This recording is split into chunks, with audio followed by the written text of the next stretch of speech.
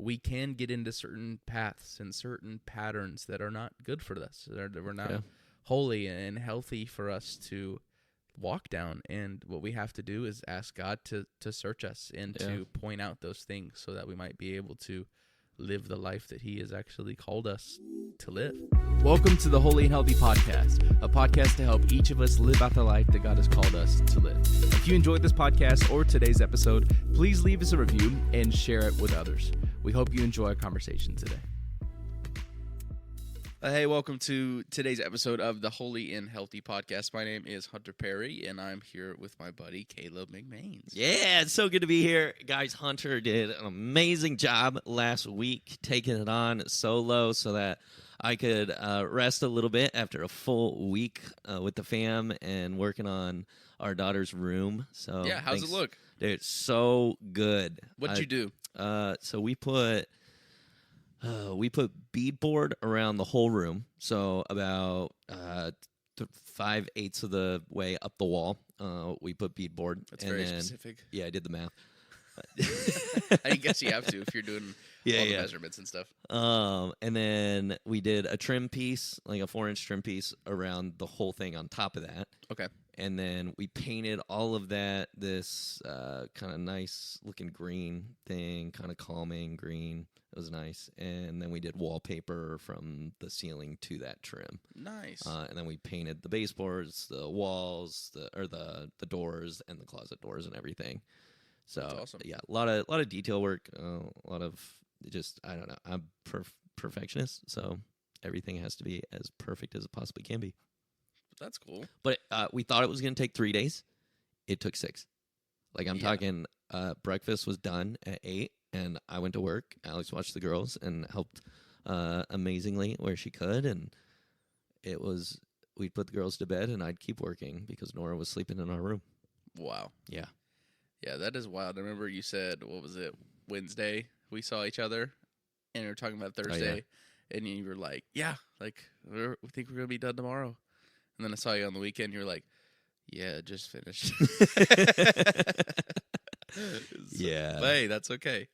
But it turned out so good, and it looks fantastic, and our friends just stopped by, our neighbors who live in the neighborhood, just stopped by and looked at it, and they were super kind and just were like, man, it looks like a professional. And I was like, ugh.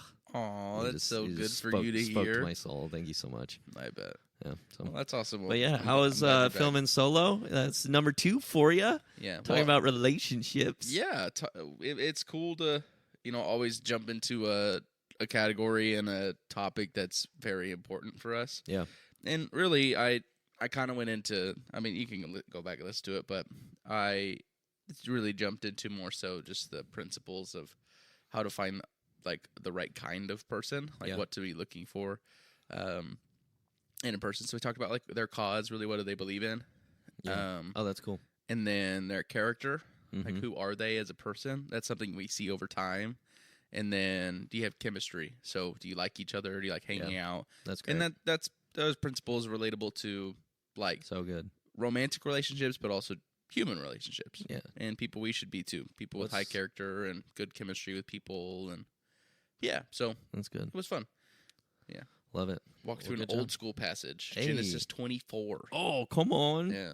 Abraham and his servant finding Rebecca. So good. Yeah. Cool. So. Well, I'm excited for today. It's good to be back. It's never fun to miss. I know when I prolong these things. Like when I think I knew. What do you mean prolong? So like I knew Monday was not gonna work for me on probably Saturday. Yeah. And I didn't say anything to you on Saturday. And I knew I needed to. Yeah. But it was like it was Sunday night, I think, right? Yeah. I wasn't convinced that I was fully there. Like I think mentally I was like convinced. I was like, there's no way I can do this. I need to tell them. But like my heart was like, oh, I can't do that. Like I got to figure this out. I got to figure out how to do it. But then Sunday, it was like, I got to bite the bullet. I can't. Yeah. So I prolong those things, and it's bitten me in the butt quite a few times. So maybe we can talk about that sometime and how to get me to just like bite the bullet and say things when I need to say them and not wait 3 more days. Well, there's some sort of, mental structure there and pathways that you've created to make yourself think that way. So I don't know. Maybe that's something we should talk about today. Whoa.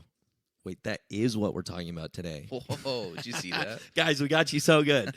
Man, we don't practice those transitions at all. No, they're just in the moment. But yeah, it's just something I've, in kind of my own personal time, trying to figure out, why do I think the thoughts that I do? Why does my brain go certain places? And it's not all bad. It's more so just like I don't know, like why in the world am I sitting here and I hear some good news and my brain might go to something like, oh, well, what else is there? Is there anything else? Or something bad happens, in the news, and then my brain starts to think of like, well, was there a plan behind it? It's like, why does my brain start going down those pathways and have those thoughts? And so I just started reading a bunch of stuff like that neuroscientists put out about your brain and your thoughts, and I thought a lot of stuff was very fascinating. And in the recent decades, like that research has just gone off the charts. Oh yeah, like it's just blown up. Like our ability to understand more of what the brain does and how it works now versus 10 years ago, it's crazy. Oh yeah, most of the articles I read were probably within the last 7 years. Yeah, like probably 2017 and later were probably all the ones I read. So cool. What we're able to know about the brain on like a cognitive and like scientific level. Yeah. Which fascinating. And how that what's fascinating to me, and I think we'll get into this, is I truly believe all these findings about the brain and all of that, it's nothing new under the sun as we see in Scripture. It's like Christ in how he formed us and how we were created by God in his image, like called us to a way of living that is good for our bodies and good for our brains and good for who we are. And I think like science and these studies are starting to affirm this stuff and be like, man, like we're talking about neural pathways in our brain and our thoughts. Like God had a lot to say about our thoughts. Early Christians had a lot to say about what we thought about and what we did and what went on up here, not just what we did physically. So I'm excited to get into this because I don't know a lot. You've done more reading than I have, so I might have more questions than anything. Yeah. But let's just put this stamp on it. We're not professionals. No, not at all. We're not neuroscientists. I have been reading from them and trying to understand, but I might still have like a kindergarten level of understanding to where they're at. But that's great. I did read something that was cool. I know a couple weeks ago we talked about emotions, and I mentioned like Inside Out. Yeah. And I read that the people who made Inside Out are making a Disney Plus show about our brains at night in dreams. Ooh. So the show is going to be about like exploring what our brain does during dreams. Amazing. Which I think it's going to be in like the character Riley's brain. Yeah. But as she's that's cool. There's not a lot of study about dreams. Yeah, no. But even to this day, I think they're figuring it out and they're starting to understand it. And so Inside Out, the people are going to kind of show it through that way, which is going to be really cool. Dude, from what I understand, and again, I'm not a professional or anything or looking into this all the time, but from what I understand, we are still very in the stone ages of our understanding of dreams. Oh yeah. There's I remember a girl in my high school class, she got assigned like sleep, I don't know what it's called, but like whatever the study of sleep is, and she was able to give you a lot of that. But then I remember someone asked about dreams, and she was like, I couldn't really pull out anything super concrete because there just wasn't a lot on it. Yeah, no, there's that was almost a decade ago, which is kind of crazy. Yeah. But wow. Yeah, so, yeah, I am. I mean, a lot of this stuff, at least in our mind and our brain, we've gotten to a point to where we really do have a understanding of what is going on, even though we're starting to peel back more layers and more layers of it. Yeah. But I am excited for that piece of it where it's like the subconscious mind. What is it doing? Yeah. The unconscious mind. Yeah. Like what is going on? Like what's happening without you even thinking, without, what do they call it? The involuntary system or whatever. Like, we just breathe. Yep. Like, I don't think about breathing. I just breathe. Yeah. Which is so cool. Yeah, it's fascinating. I mean, maybe when we all get the Elon Musk Neuralink, we'll be able to know. Yeah, we'll just be conscious of everything. Yeah, and when everybody gets the mark of the beast, right? I'm just kidding. Just kidding. That's for our conservative Christians. There you go. All right. Let's dive into this a little bit. We might get into some mental health stuff in this, but I think my bend, and this is more so just what I've been reading just about how our brain actually produces real life things. Let me kick off with Second Corinthians 10, 5. And the author here, Paul, he's talking, and he says this. He says, it's verse 5, right? We destroy every proud obstacle that keeps people from knowing God. We capture their rebellious thoughts and teach them to obey Christ. That second part, we capture their rebellious thoughts and teach them to obey Christ. That's something that Paul is calling Christians to help each other and in our own selves to live the kind of life we want to live. Like in the language of this podcast, holy and healthy lives. We want to take our thoughts captive and obey Christ. And now let's get into what does that look like scientifically? Like what's going on in our brains? Why does he say capture? Why does he use that language? Yeah, it's interesting because in other translations, I know in the NIV it says taking every thought captive. Yeah. And so like it's not just the good ones or bad ones, it's all of them. But there's an understanding through scientifically that our thoughts are really powerful. Not only are our emotions really powerful, like we talked about a couple weeks ago, but our thoughts actually inform our emotions, and our emotions inform our thoughts. And so every thought that we think is starting to blaze a pathway in our mind. The neuroscientists call this neural pathways. Okay. So every time we think a thought, you're creating a new pattern of thought, a new pathway. It's sort of like blazing a trail in a forest. That's what our brain does when we think of thought. And the more we think of thought, the easier it is to think. The wider that pathway gets, and the more likely our brain will go down that path. I think of my daughter, she's almost 3, and then my youngest daughter, she's almost 1. Yeah. Now, my youngest daughter, she doesn't walk yet, and she's never walked before. So her first time walking is her first time getting to walking is her blazing that path, that neural pathway in her tiny little brain. She's figuring that out, but it's hard because she's never done this before, right? That's what you mean by like, hey, it's a pathway. It gets developed, but it's like going through a forest and blazing your trail. Yeah, the trail doesn't exist yet. You're creating it. Am I on track here? Yeah, because it's not just your mind; it's also your muscles too. So, like, legitimately, little Gemma over here, like trying to figure out how to walk. Part of it is that her muscles and her mind, they don't trust each other on a certain level to be able to hold her up and be able to walk. Okay. She might be able to. Like physically might be able to. Yeah. But her brain and her body haven't connected that yet. Okay. And so they're figuring it out. Yeah. Eventually when she starts, it'll start that pathway in her brain. Because Nora now, at 3 years old, she doesn't think about walking. No. Because that path has been blazed. We don't think about walking. Yeah. We don't think that our feet are going to give out on us. But a little Gemma, that's what her body's telling her. Okay. It's like, this isn't stable yet. Cool. In like one of the neuroscientists I listened to talked about it like as a free throw.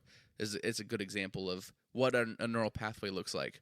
Like, you might never play basketball. You might not even know how to shoot a basketball. But if you were to go to a gym and start shooting free throws, you'd probably make maybe 1 out of 10 just by luck. But after a while, you keep practicing, you would be able to get from point A, shooting the basketball, to point B, making the basket. Okay. And over time, that path would kind of clear that forest in your brain to create a pathway from that point A to point B. The more you do it, that path turns from dirt to concrete. Yep. And the more you do it, maybe you become like a 70% free throw shooter, hitting 7 out of 10. And it's more of it's a legitimate street now in your brain that it's super easy to walk down. And then you got the NBA players who super good, like a Steph Curry, who doesn't even have to think about it anymore. Yeah. Because he's got a highway in his brain from the muscle memory and the mind memory to be able to just step on that line, shoot the ball, and he just knows it's going to go in. Like, it's the pathway. And so how that practice works with the free throw, that's how our mind works with our thoughts too. Okay. So practice. Yeah. So we're literally talking about this is obtainable. Absolutely. Like if you're listening right now and you're like, man, I have wild thoughts. Mm-hmm. I have dark thoughts. I have thoughts that seem uncontrollable. They pop into my head all the time. And no, this is something you can literally practice this. Absolutely. And grow and change. Absolutely. And even as a young adult, even as an adult, like, is there an age? That was a rhetorical question. Yeah. For the audience, I am probing for an answer. Yeah. Yeah. It seems very, very likely that you and I have the ability to take captive of our thoughts. Now, the verse before that said we use God's weapons to do that. We don't fight. Yep. We don't fight with our weapons. We use God's weapons. Amen. Things like prayer and faith and the Bible, like that. That's what we use. But there is a piece of this that Paul, writing this, is saying that we have to take every thought captive because if we're not careful and force it to obey Christ. Yeah, we have to, because neural pathways are really great if we are stuck thinking really good things. Yeah. Because then our brain, when a situation happens, that pathway, because our brains are wired to go down the path of least resistance. Yep. To exert the least amount of energy, because you've got 60,000 decisions to make in a day. Which isn't that the dude, someone's gonna call me out and be like, "This is wrong." Isn't that the law of like entropy or whatever? Like everything goes through the path of least resistance. Yeah, I mean that would make sense. But yeah, you've got all these decisions to make, so your brain doesn't want to take all of the energy out on one decision.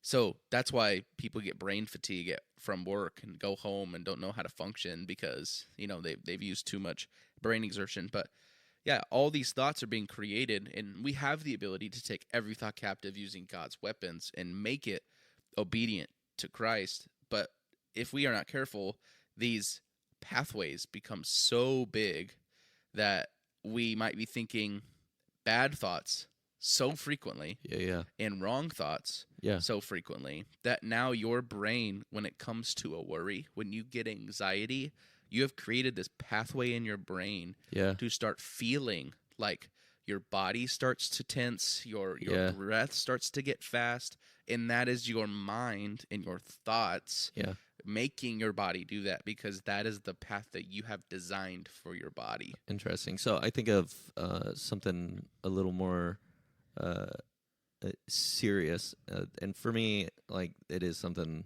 that I actively have to think about and think differently about. And I know for other people listening, like, this might be a very legitimate thing that you experience, and it's very real, and it can be super damaging. But it's funny to say as a guy, but I 100% have body issues.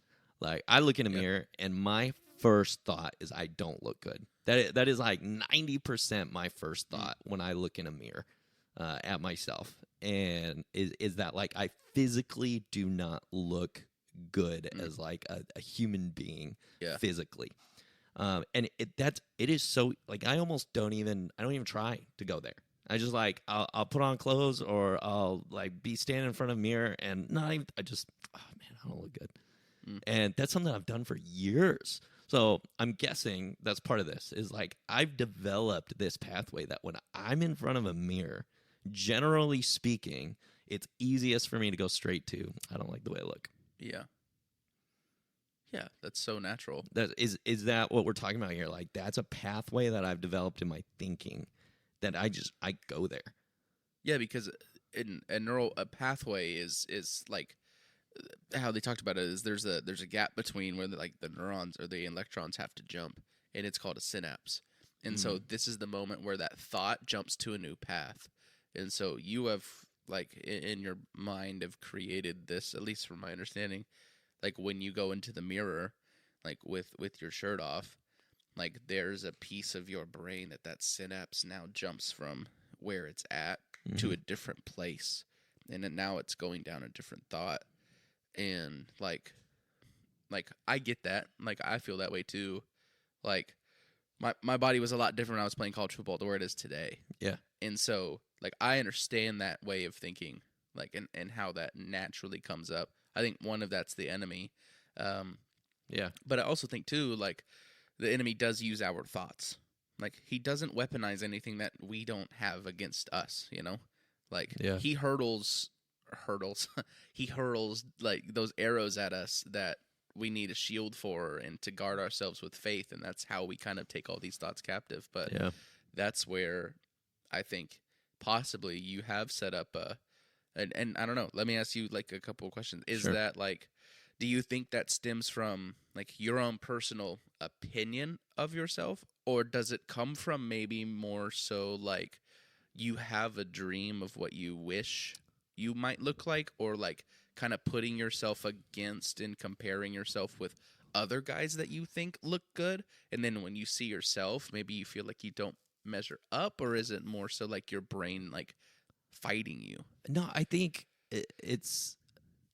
I mean, before it was probably like, oh man, I don't compare to like others or something, and that comparison thing and all that. But I think where it's been super helpful is with Alex, my wife. She's incredible, and she's really good at just like kind of being like, hey, this is the hard truth of it is. It's not true. Like my mom always told me it's not true, but it's your mom. Your mom's always telling you like all those things. Your mom's always so sweet, and my mom's so kind and so loving. So sometimes it's hard to take that truth from mom and be like, oh, you're just my mom. You're supposed to say that, Yeah.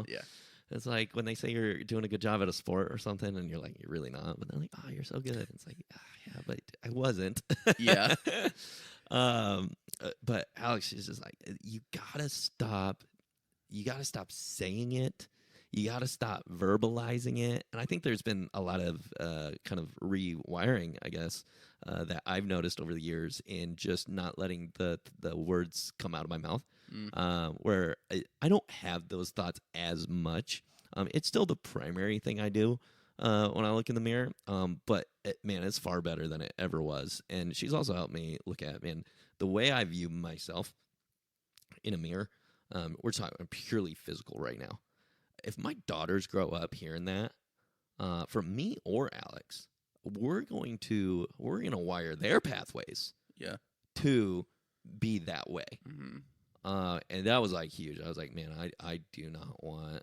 And I think girls have a proclivity towards having body issues more than guys do, like statistically speaking. So even thinking through my daughters, I'm just like, man, I do not want to raise daughters and be the reason that they struggle with their physical image. I want to be a dad, and Alex wants to be a mom who raises these girls to look at themselves and go, I'm created in the image of God. I'm beautifully and wonderfully made. And me verbalizing that I don't like the way I look in a mirror is not going to help that. Yeah. It's good to have goals to be healthy. Yeah. Like that's good. The girls should see that. But they shouldn't watch their dad put himself down because of the way he looks in a mirror and then do nothing about it. Yeah, like that's not good. So no, yeah, it's true. And I wonder, like, I don't even know if that answers the question. No, I think it does. I think like the point of saying like this was something when you were at home with your mom that you had voiced. Oh, dude, I've been doing this since I was in like middle school. And so I think that's kind of the key is like. There's something about when you were in middle school, to where was the outside forces too? Like, was it other kids? Yeah, I'm sure. Yeah, nobody ever said anything to me, which is crazy. I have no traumatic moment where someone was like, "You're fat." But I wonder if like that never happened. I wonder if something like you had this sort of like deeply comparison type of moment, or this deep thought about like your body doesn't compare or doesn't line up to where the natural attraction levels should be. Totally. And I think that probably was one of the first places where it set that. And so it's gotten stronger over the years. But that got like, that passed back to the neural pathway thing. That got like, that just became easy for me. Yeah. Which is, fascinating. But what I think sounds cool is that like you and Alex have sort of been able to like, you're literally what they said is I've been like, walking through this, it's very similar to like what my dad would do in as a lake manager. There were certain pieces of his campground that like were getting a little too high and during the summer could be like susceptible to like a grass fire just kind of out of nowhere just due to heat. Your dad was a what? A lake manager. Managed a lake. Yeah, managed a lake. He managed 5. Like now a body of water. Yeah. So he worked for the Corps of Engineers. He managed 5 lakes in northeast Oklahoma. And now he's like over like the Department of Wildlife or something like that. So Okay. he's at a really cool place now. Okay. But I knew he was an engineer like his whole life. yeah, Or like since he got into his career. But when you said lake manager, I did not equate lake manager with engineer. yeah. Okay, so he was like, Well, so he's not an engineer necessarily. He got his master's in wildlife and fisheries. okay, So he knows everything about every bird, every fish, every he's a genius.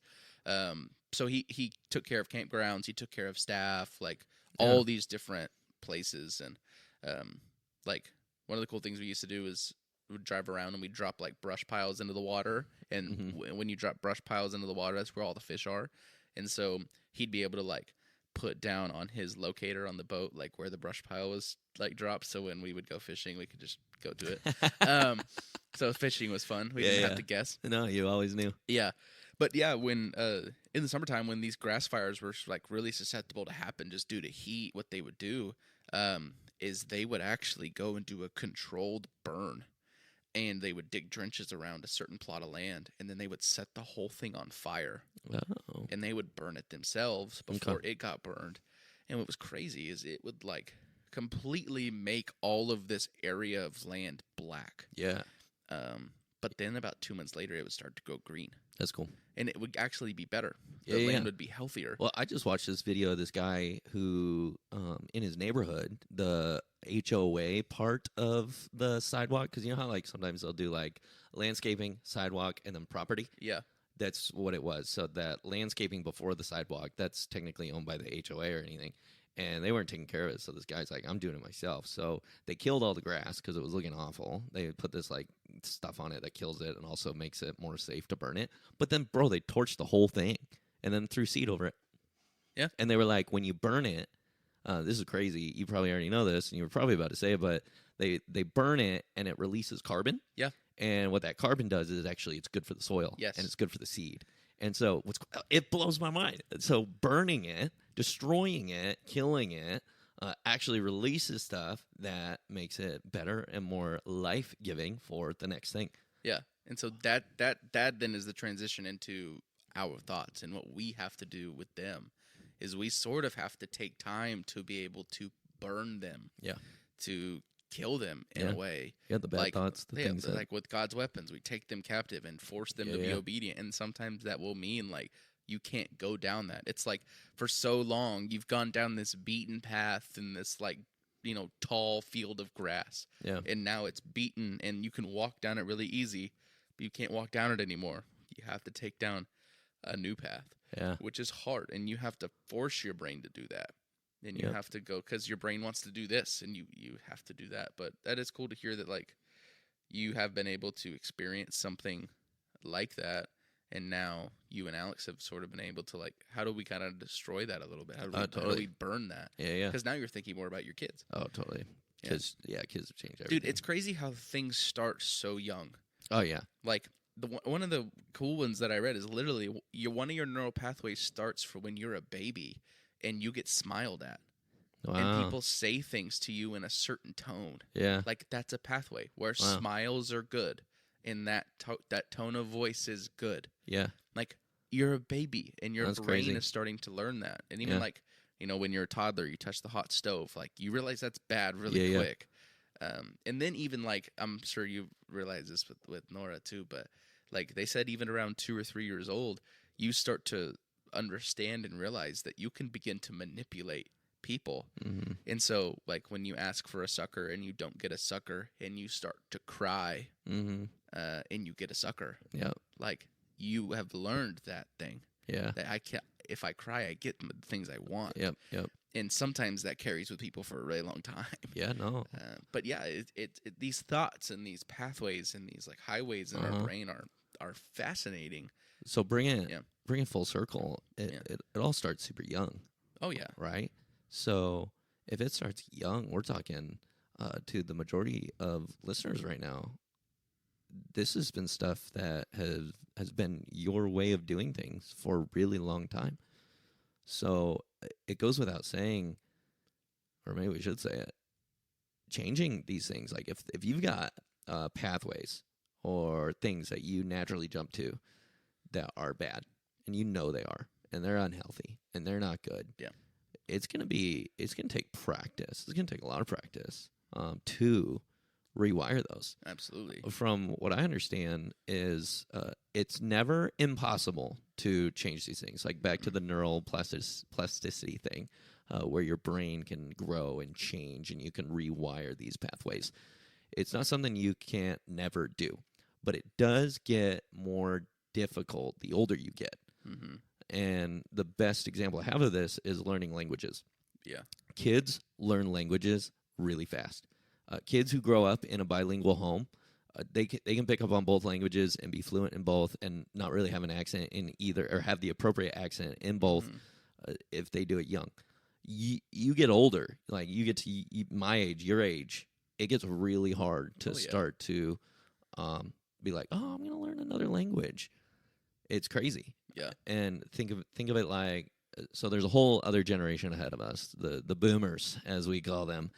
They struggle to adapt to technology and the changing things in that and all of that, because all that stuff, the way we use technology, and it's a pathway. Like how you use that as a pathway. They didn't grow up learning how to use those things in that way, and so that's why it can be really hard for that generation to adopt these practices that are good and easy, and they make things quicker and more efficient. Because their brains, literally, they weren't wired to use this way. And so they struggle more. Yeah. And after so long, this is where we get the term mind set, because your mind has been set. Yeah. And so for so long, they didn't have it.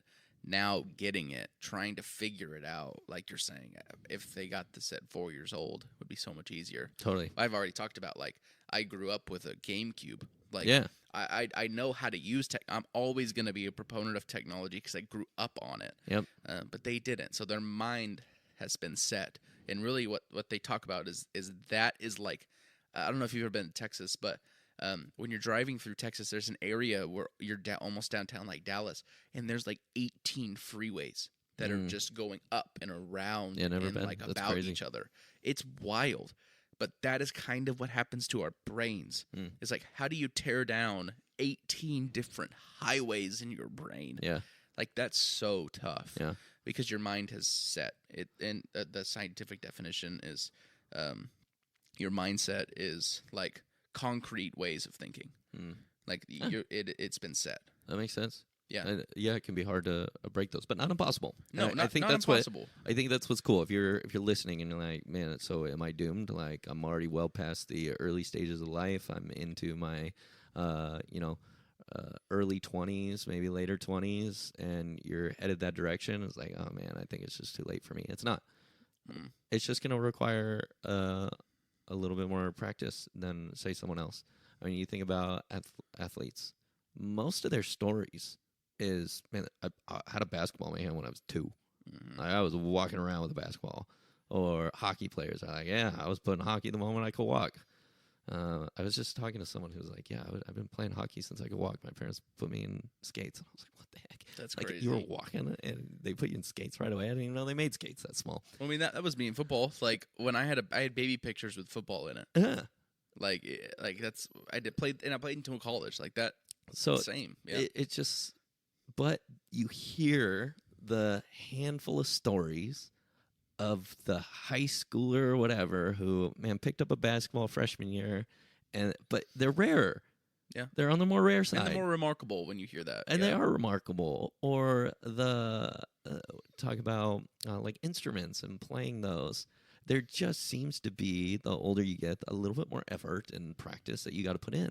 But I'm telling you, it's worth it. When you're talking about being holy and healthy, when you're talking about following Christ, when you're talking about neural pathways and the way you handle stress, or the way you handle other people who disrespect you or don't treat you the way you think you should be treated, it can be harder to rewire those if at a young age you realize that anger is my primary emotion.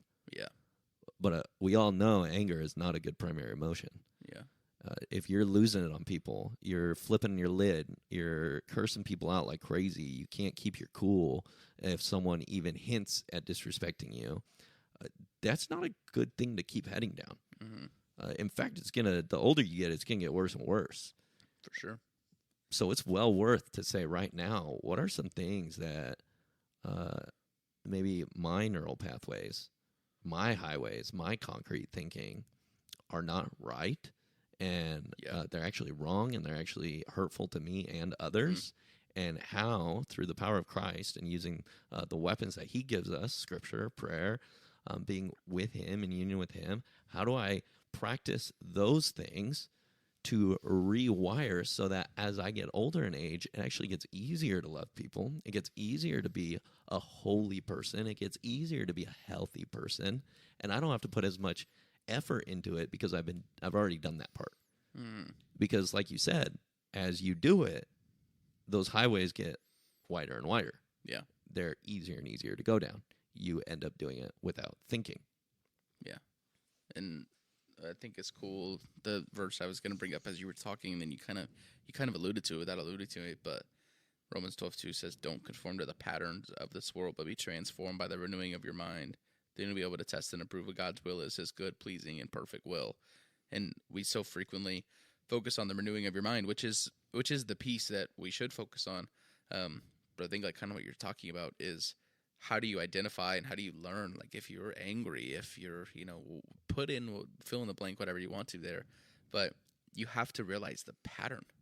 What is the pattern that's going on that is wrong? Because that is you walking down the pathway in your mind towards something that is not healthy. Yeah.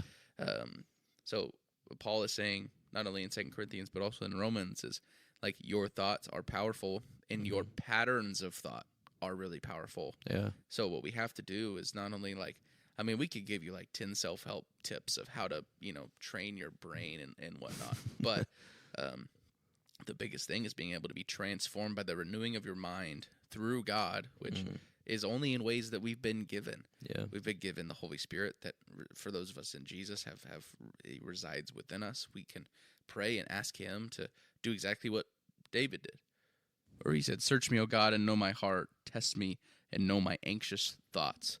See if there's any offensive way in me and lead me in the way everlasting. So we have the ability to have God come and transform our thoughts, but it is going to take our ability to go, God, would you search me? Yeah. And point out the patterns in me, test me, and be able to show me the path.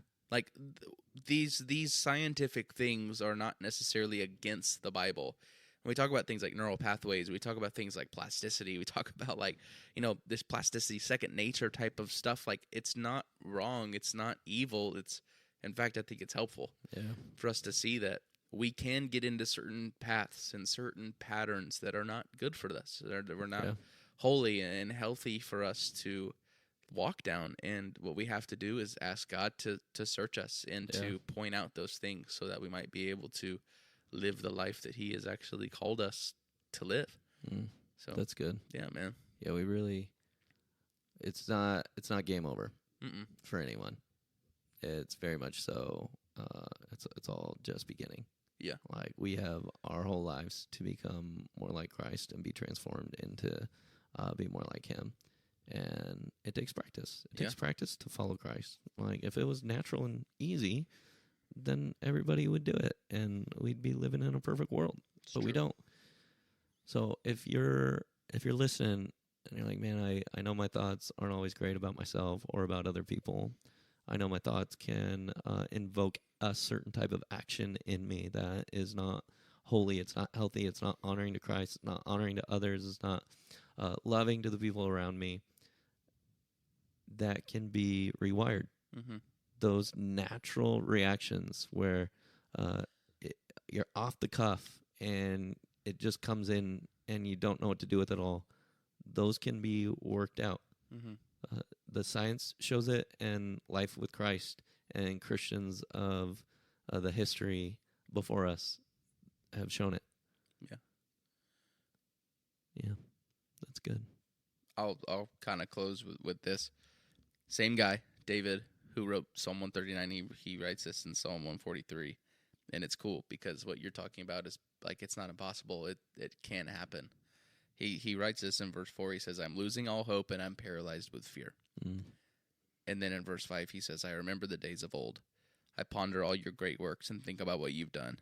I lift my hands to you in prayer. I thirst for you as parched land thirsts for rain. Mm. And so he's losing hope, paralyzed with fear. Mm. But yet he has created a new pathway not to go down that anymore. And he says, I remember the days of old. Mm. I remember what you have done. And Yep. David was a shepherd who had to, protect his flock. God saved him from that. He saved him from Goliath. He Yep. saved him from King Saul. Like, Yep.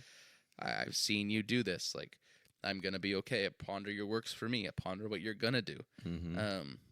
And so I lift my hands to you in prayer. Yeah. And I thirst for you as parched land thirsts for water. And I Yeah. think what these could be, these thoughts, what they could be is like kind of like emotions. They're indicators that you are in need. Yeah. And you need to go back to the source. It maybe these thoughts are like, oh, my mind is almost like parched land that needs new water. Yeah. And I might need to water it again. Yeah. Help me go down this Yep. different way of thinking. No, that's great. But it starts with recognizing that, I might be off. Yeah. Or maybe you're not off at all and you're like, man, I want to be someone who continues to grow in my faith. I want to grow in who I am as a human. And you're like, man, but sometimes it's just so hard to do X, Y, or Z. Yeah, it's going to start out hard. You're going to start building those pathways. I particularly think of this in the way that you work with other people. Other people, they're wild card. You never know what other people are going to do. You never know what's going to happen. And so what you do know is who you are and who you're becoming and what you can do. So start growing yourself and working in a way and allowing the Spirit to transform you and your pathways to be developed to be a person who is loving, kind, full of the Spirit of God, looking at the fruit of the Spirit, love, joy, peace, patience, kindness, gentleness, self-control, faithfulness. Did I miss any? Probably. Goodness. Like that could be you, and start moving in that direction and ask God to reveal in you where you're not doing that. Yep. And it will become easier. Yep. I truly believe that. It becomes easier. If it's not who you are naturally, it can become you naturally. Yeah. In a decade. Absolutely. We try not to make decisions based on today. We try to make decisions based on decades. Yeah. So how can you start thinking better? Yeah. Today for, 10 years from now. Absolutely. Like practically speaking, maybe someone makes you really mad and you hold it in for like 5 seconds and then you let it all out. It's like, man, I can't do that. I can't be that kind of person. And then the next time it happens, you're like, you know what? I can pull this together.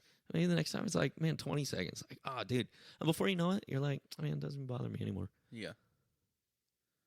But you got to practice it. I Yeah. mean, kind of like you were saying. Even with, my daughter walking, athletes becoming better, musicians becoming amazing musicians, all of that. Like it started with people practicing and developing those pathways and making them stronger. Even in the language of the verse that we brought up at the beginning, weapons are not easy to learn how to use. Yeah.